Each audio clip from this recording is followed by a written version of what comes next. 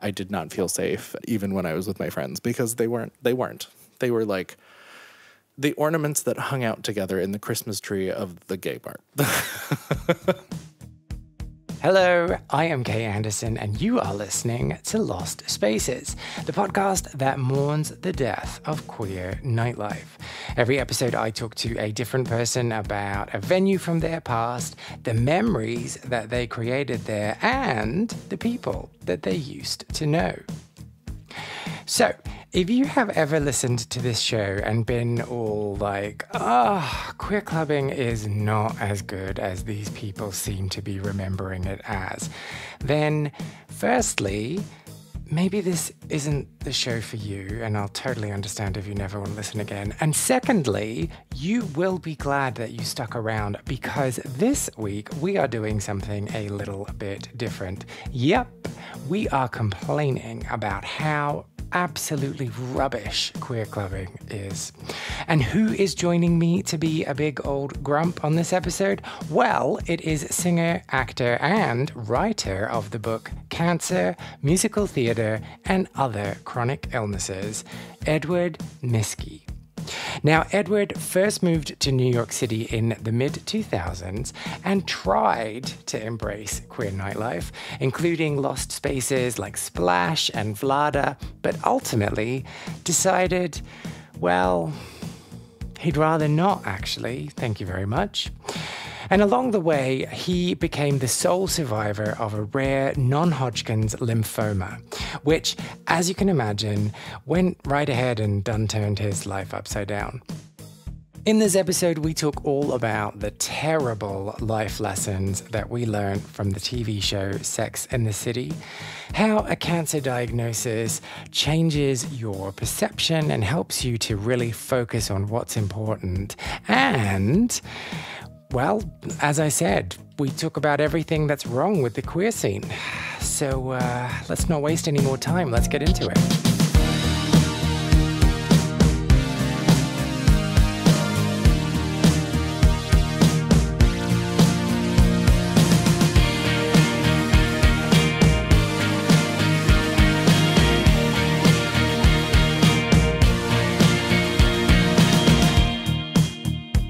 You were never really like a nighttime person then? No, but I did. I mean, I didn't like it, but I was like, I'll be damned if I'm fresh to New York City and not going to get sniffed at by the guys at the clubs and the bars. Well, maybe this interview can be something different, because generally this show is about the magical memories. Oh, that sounded really corny. The magical memories that people have from queer clubbing. But maybe this can be like, what is terrible about queer clubbing? I mean, the whole thing is terrible, but I do have good memories from those times. Okay, well, I'm not interested in that. Let's talk about the terrible moments. So what was it that you hated? Well, I will lead with magical moments. I will give you. No. We'll get there eventually. Let's lead with the crap. Okay. I mean, I really tried to be a club kid really hard. Like, we were all gunning to get our John Blair cards. Like, that was just a thing that we were determined to have. What's a John Blair card? What? Okay, so John Blair used to be like a club promoter. And I think he's still alive. I don't really know the answer to that. And I could be a little wrong on this.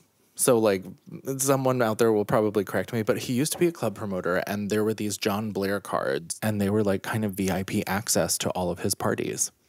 And if you had a John Blair card, like, you could just, like, get in. And the way you got a card is if he gave you one, or is if one of his entourage gave you one? I don't know. It might have been direct. It might have been entourage. Like, I don't think I ever had a John Blair card, and if I did, I never used it. Because I didn't love the parties, you know, like, I am such an old man, and I always have been. I don't want to go out to a club and be screamed in my face and not hear what you're saying and do the whole, like, what? I don't want to go dancing. I don't care about go-go dancers and all the other shit. I never got into like the drug scene. I was always a booze hound, and like, I didn't like it. It felt empty to me, and I didn't want it. But again, I tried. I went to all the places and I did all the things. So I totally get that it's really difficult to have conversations in clubs and to connect with people verbally. But did you ever try communicating with your body? I tried communicating with other people's bodies.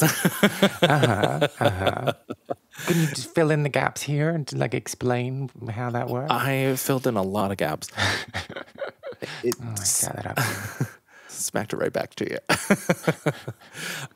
Yeah, I just never liked dancing. I've done it. Like, I kind of made myself do it, but it was never something that I was like, oh my God, you know what I want to do? I want to go dancing at a club with 2,000 people in it where I can't move.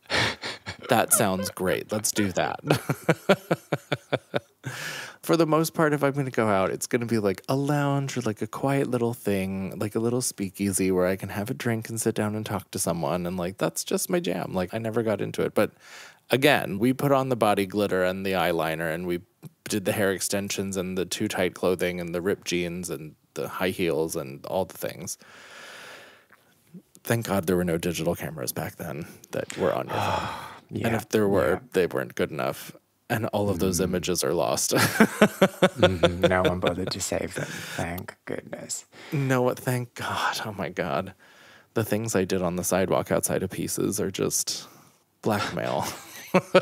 So the other thing that's terrible about queer clubbing is this promise of community that doesn't always show up, right? Doesn't always. I mean, I don't think I've ever seen it show up. Like, even amongst friends. That was one thing that made me sad early on. I don't feel safe in gay clubs, and this is why. Yes, you're around like lifestyled people, surely. We are like lifestyled. We're like lifestyle. That's terrible terminology. I should never use that.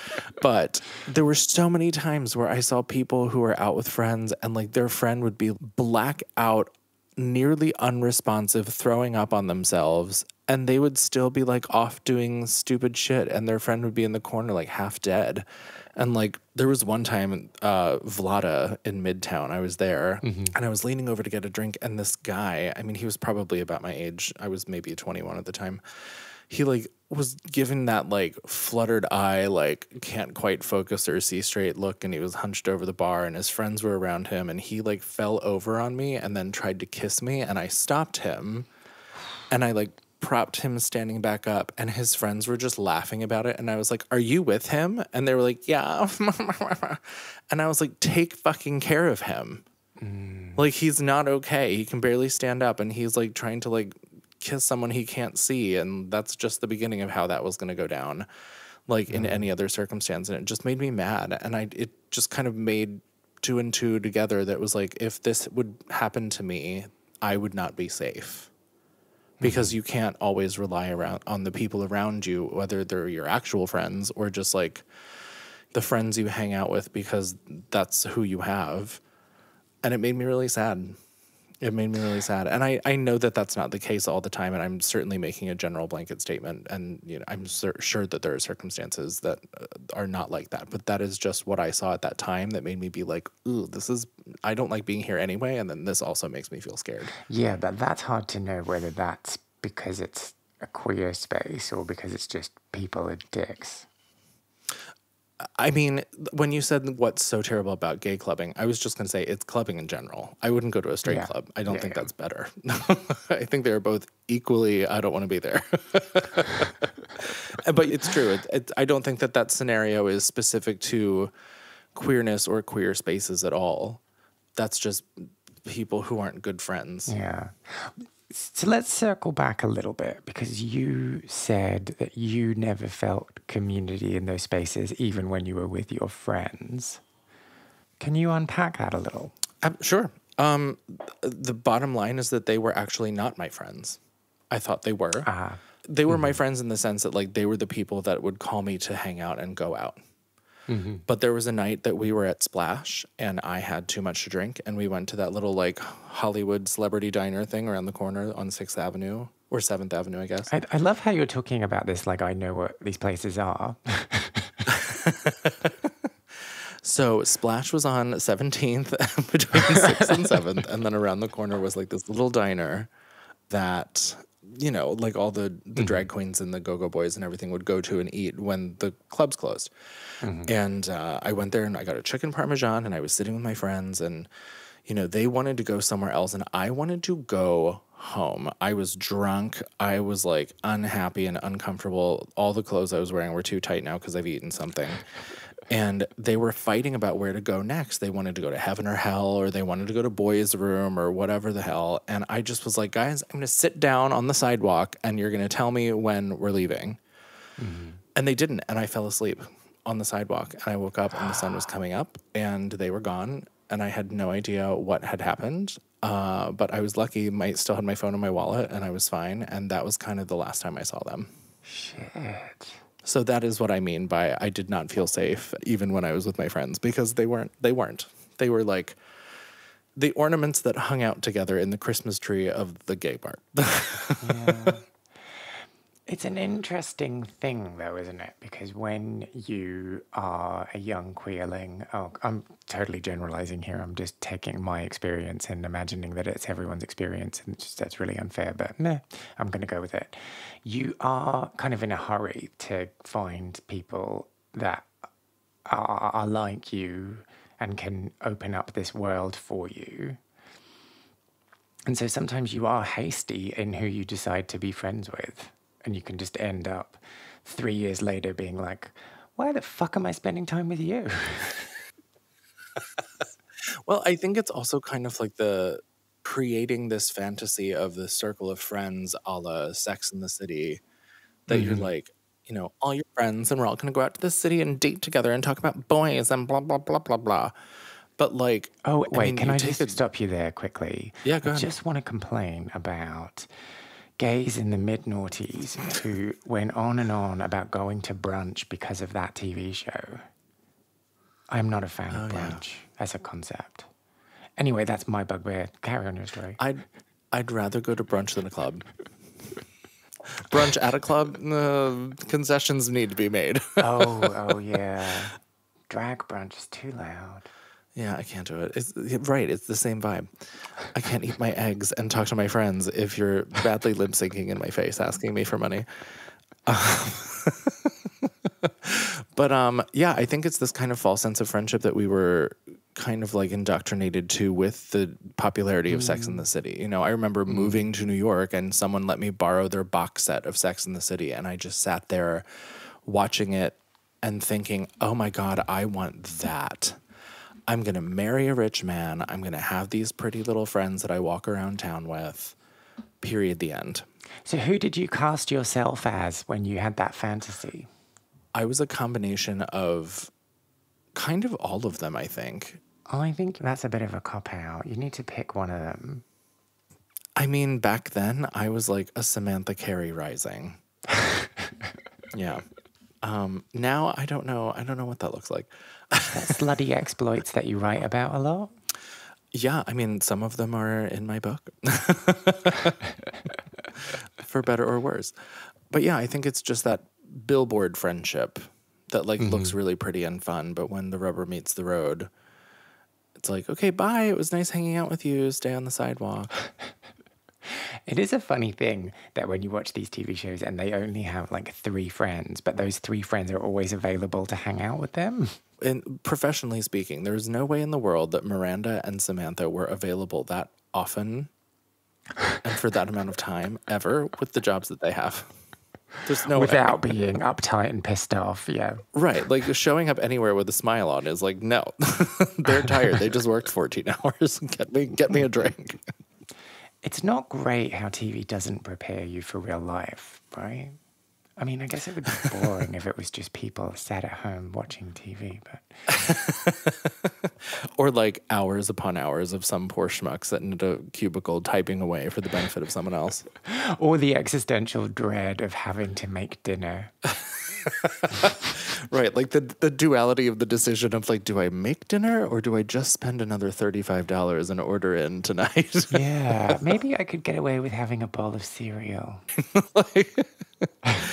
But I feel like that would prepare you for the real world, right? Like, you're going to know how to make 3 dishes and you're going to just rotate those 3 dishes on the nights that you're not getting takeaway. Right. Or like, here's your base starch. Now put things around it. Yeah. Like, do you know how to make rice? Great. That's every meal. Congratulations. Buy a sauce, smother some kind of protein with that sauce. You're good. Yeah. Like, I think this spice will work. Cool. Okay. Let's not forget, we were complaining about queer clubbing. Is there anything else that you want to get off your chest about how awful it is before we get to the nicey bits? I mean, look, everyone is on like their own journey, right? And like we all make our own decisions based on what we think is best for us. Cool. I have never subscribed to drug culture, party drug culture, steroid culture. I had enough medical problems with cancer. I do not need to put anything else in my body that might trip that wire again, if you know what I mean. And it's just frustrating to see because it's like, I know several people who just in the last year have had cardiovascular events who are in fact steroid users and are not that old. Like they're a little older than me. And one of them, God love him, you know, gorgeous man, but he had a cardiac event that he went into the hospital and they told him that his heart was at 50% functionality and they didn't know why. And he said to me, I ran into him when I was traveling, and he said to me, like, they don't know if it's the drugs or the steroids or the drinking, but, you know, whatever. I'm not going to stop any of those things. So whatever. And I was just like, fucking hell. What? The subtext to me for that, and I could be wrong and I don't want to speak for them, is just like, I would rather be dead than not look this way and fit in. And I know people who have started steroid cycles, and that's why. They started it because they wanted to look a particular way to fit in. Yeah. Well, it's all the threats of your penis shriveling up that gets to me. I mean, evidently that is not a widespread concern for the amount of people who are doing them. So it's, again, everyone is on their own little journey. It's just not for me. Their own shriveled up little journey, yeah. Yeah, your flaccid little journey. And seeing that out and about just made me sad. And, you know, and I don't want this to sound like I think that I'm so superior to everyone else. I don't want to sound that way, but I'm genuinely worried for these people who are my age, who are like having massive health issues that they shouldn't really be having for another 30 years. Because they're speeding up their body's aging process from doing things to like fit in and have a 6-pack. Like, who cares? Yeah. I've never had a 6-pack, and the guys that hit on me now are hotter than any of the guys that hit on me when I was actually like in my 20s and hot. So it means nothing. Yeah, but it is easier to do than working on your personality. So I'll give them that. Yes, that is funny. But I also don't think that's necessarily a fair assessment just because, like, you know, I know plenty of people who are delightful humans and super smart, and they do it anyway. And it's like, okay, well, whatever floats your boat. I don't know what you're going for, but it just makes me worried, you know?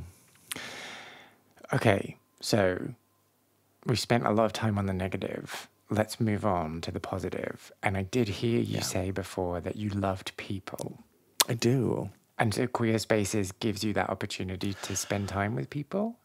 When it is not the clubs that you can like actually hear people speaking in, yeah. Like, give me a space, like a queer space where there's like not loud music and I don't need to scream to be heard or hear you. Like, and again, this is not from a place of judgment, but I really do want to know like how people meet other queer people in clubs and stay friends with them. You can't get to know them in that space unless you're going to like go home and hook up with them and then have a conversation before you like dip out. Like, I understand that this probably makes me sound like the oldest person on the planet, like the most unfun person on the planet. I think you should lean into that. Just be like an old crony. So are you saying you've never ever met someone in a club and then been friends with them for like whatever period of time? No. I mean, like the anecdote I told you about falling asleep on the sidewalk, I lost all of my friends in clubs because they were behaving badly and mistreating me. So Wait, no. Oh my God. I'm totally negating an entire chapter of my life here. Hang on a minute. So I was friends with this pocket of people from Iowa. I don't know how this happened, but I will never forget this as long as I live. I love this man. His name is Josh. He is like head of the plus size model coalition called Brawn at Wilhelmina, I think. He's spectacular and just a lovely human. But I met him in 2005 at Pieces. We were standing in the back by the bathroom talking because it was too loud on the main dance floor and we couldn't hear each other. So we went into the back and we started talking. We were laughing and whatever. And I don't know who said what, but he leaned back on the door to laugh and like kind of catch himself from laughing. But the door was open and he fell flat on his ass. I have never, to this day, I don't think I've laughed so hard in my life. Like my face hurt. We were both crying, like drool crying. It was so funny. And so then he introduced me to another girlfriend of his who happened to live around the corner from me. And through them, I met their friend Matt, who's friends with my neighbors downstairs. And we just reconnected last year. I think that's the only time, just, you know. See? I think that's the only time. There's joy The only time. there. There was, and it was a wonderful period of time. I just don't talk. We lost touch, and we don't really talk much anymore. Okay, but let's not lose the thread of what we're focusing on now, which is the positive things about queer spaces. Have you got anything else for me? I'm having a bunch of flashbacks of bad things that have happened to me in queer spaces, so I'm trying to answer the question. Oh, man after my own heart, always like leaning towards the negatives. Yeah. I'm so not, though. This is just kind of a subject that I have thoughts about because I've had more bad experiences in this kind of space than I have elsewhere. And I don't really know why that is. I mean, maybe it's me, you know, it's me. I'm the problem. It's me. That was a Taylor Swift thing, wasn't it? It was. Yes, it was. I'm not totally out of the loop. Yeah, I'm totally willing to be wrong here. And maybe it is just me. But as a person who doesn't like love to go to drag shows all the time, like not that I haven't ever been to one, but it's not top of my list. And, you know, I'm quiet. I want to go to a quiet hotel bar and sit on the corner and talk to someone and have a cocktail, and that's period, the end. And then it's just not for me, and everything else doesn't matter because, you know, it's just not for me, and everyone can do what makes them happy. So then, okay, so let's draw a line under positive things about queer spaces and talk more about your time in New York. So you came to New York to become a pop star, to become a Broadway star.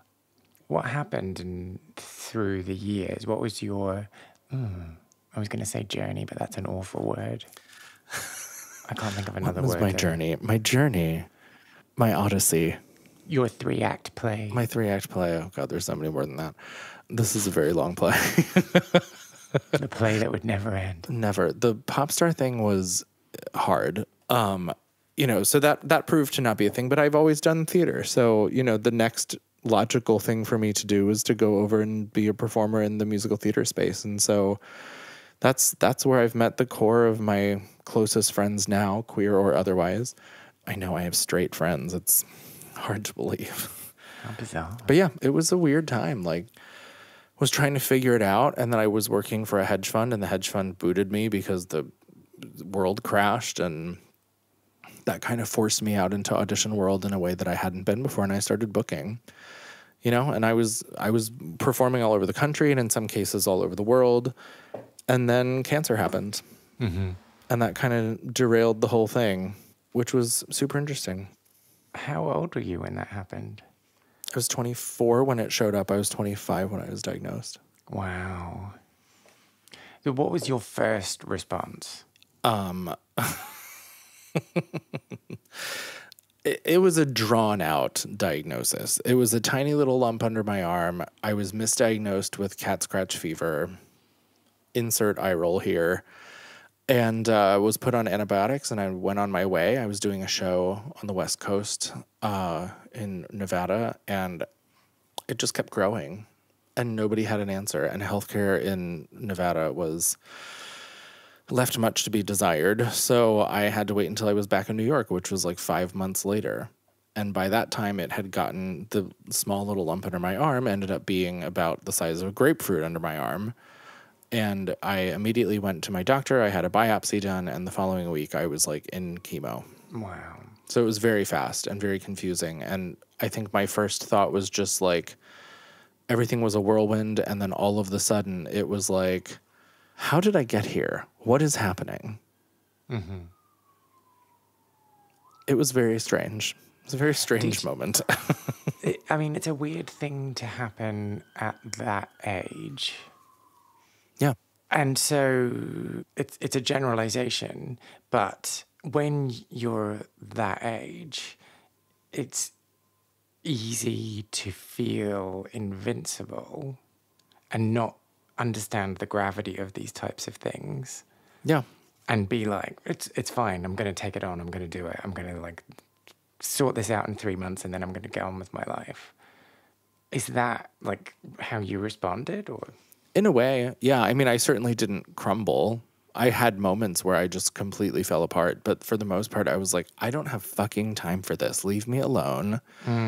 Let me go do the things I want to go do. And I think that helped me in a lot of ways. It also hindered me in a lot of ways. You know, I don't think in the beginning that I understood the graveness of it until my doctor told me the graveness of it. Because up until that point, I was like drinking my way through chemo, and I was hooking up as a way to like cope and feel like normal and pretty, even though I looked dreadful. And don't even get me started on like the cancer fetish people. Like that's just not to kink shame. Is that a thing? It's a thing. It's more generalized to like people who are handicapped in a way or medically dependent or somehow diminished. I think it's a control thing. I don't really know, but it just didn't occur to me that that would be a thing. Yeah. And I guess it's one of those things you don't find out until you're in the middle of that intimacy. Yeah. Right? Oh, that's gross. It was. Yeah. That's the word for it. But yeah, I guess I just can't imagine how I would have processed it at that time, at that age, I mean. You kind of don't. So how long were you in treatment? Only like 10 months. It was not long. It was an intense 10 months, but it was only 10 months. Like, what happened to your life? Was it put on hold? Or were you still doing things? Like how? So this is actually one of the main reasons why I wrote the book I wrote. I don't think there's a whole lot of conversation around being a cancer survivor, right? Like there's a lot of conversation around being a cancer patient, and there's a lot of conversation around being like, oh my God, you're cancer-free, congratulations, end of conversation. And so the reason I wrote my book is because I wanted to kind of like pull the curtain back a little bit to answer exactly that question. What does happen to your life when something like this happens, and what then happens to it after it's over? And the short answer is that it completely goes away. You don't have one. And everything that you once recognized is now gone. I was getting job offers while I was in a hospital bed, like to go do shows and things. And that was not a fun moment. Friends disappeared. Yeah, it wasn't easy at all. By any stretch, you have to change your diet. You're allowed to eat certain things. You're not allowed to eat certain things. In some cases, you're administrating your own medication at home because just the way that it times out, you have to figure out how to do it yourself. And they show you how to do that. And you just become a full-time patient. You're like, that's your job now. You're a professional patient. And everything else doesn't matter. And that is why I was like drinking and fucking my brains out, because I wanted something that was like a tangible normalcy that like pointed back to any kind of recognizability that I had of the life I had before that. But I was terrified to go to like bars or clubs or anything because God forbid I, one, run into anyone I know, which was highly likely.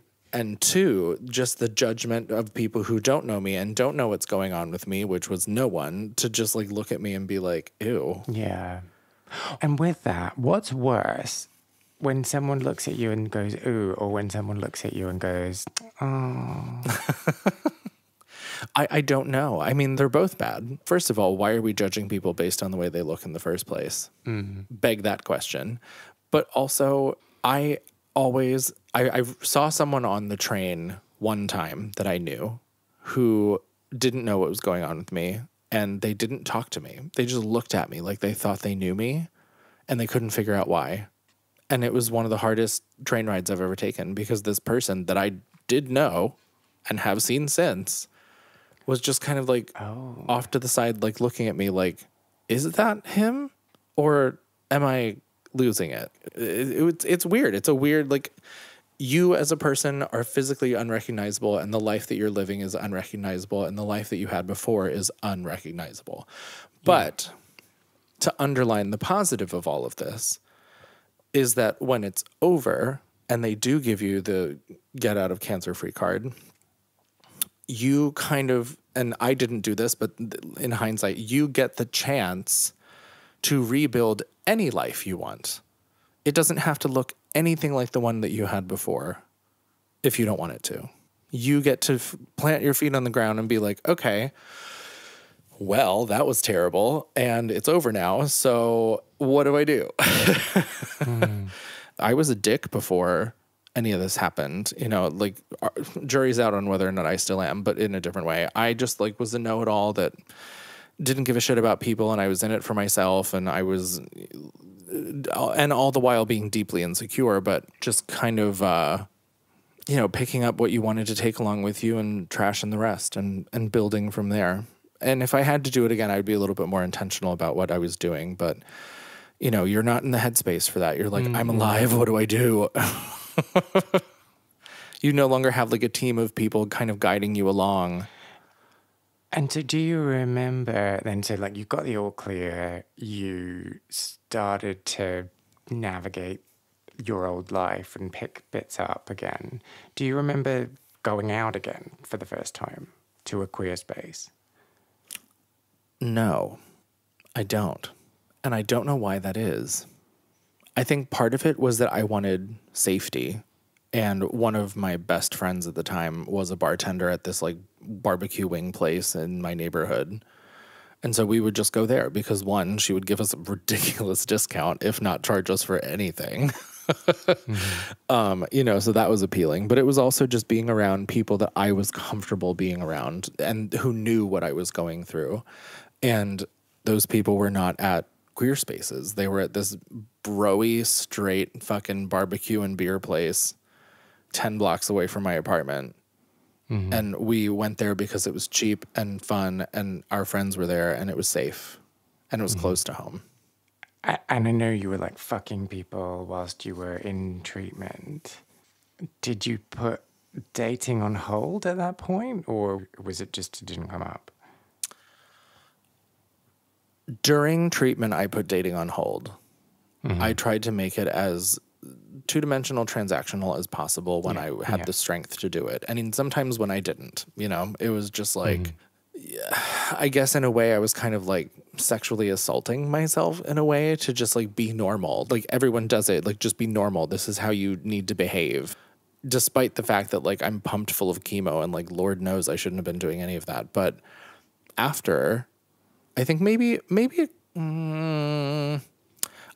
6 months or so after I was good to go, I started dating again. I met someone and I dated him for about a year. And then I didn't date for a very long time. Because the thing is, I had a boyfriend when I was diagnosed, and he was seeing someone else the whole time behind my back. And I did not know about it until I was about to go into a stem cell transplant. And then I ended up ending it. But, you know, he was just kind of leading me along by the nose because I think he thought that that's what I needed for comfort's sake, I guess. I don't know. But he is now married to that person, and they are just, speaking of steroids, like poster children.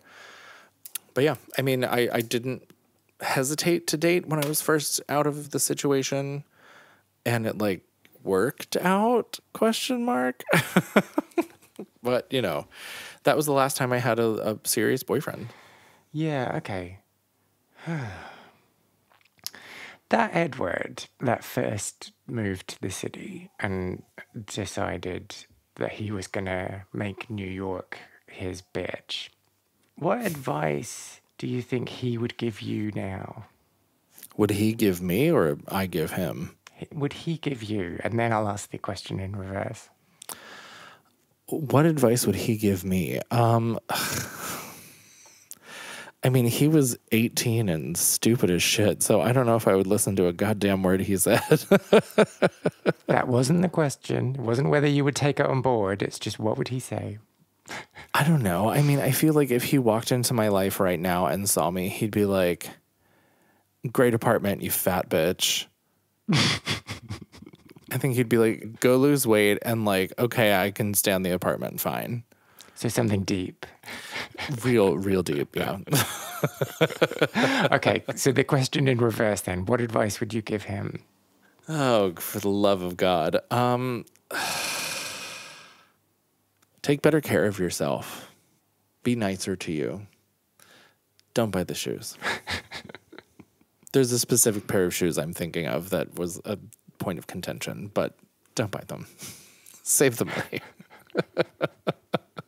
They were like $400. I did not need them, but I was Carrie Bradshaw, so I was like 19 and had no money and got talked into it, and I was like, oh, great. Now I have the shoes. I think that show fucked you up for good.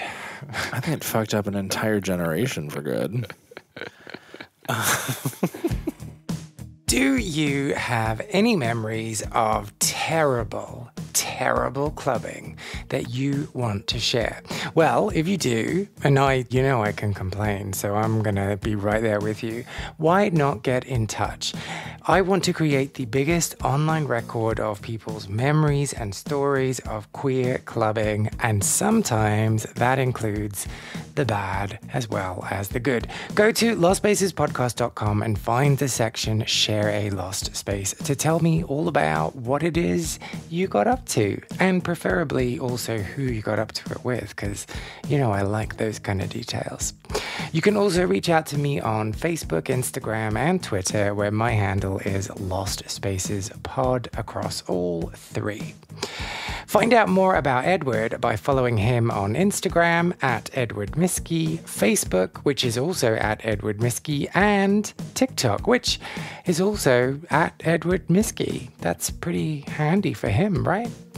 If you enjoyed this episode, I would really appreciate if you subscribed, left a review on your podcast platform, or just told somebody else who you think might be interested in giving it a wee listen too. My name's Kay Anderson, and you have been listening to Lost Spaces.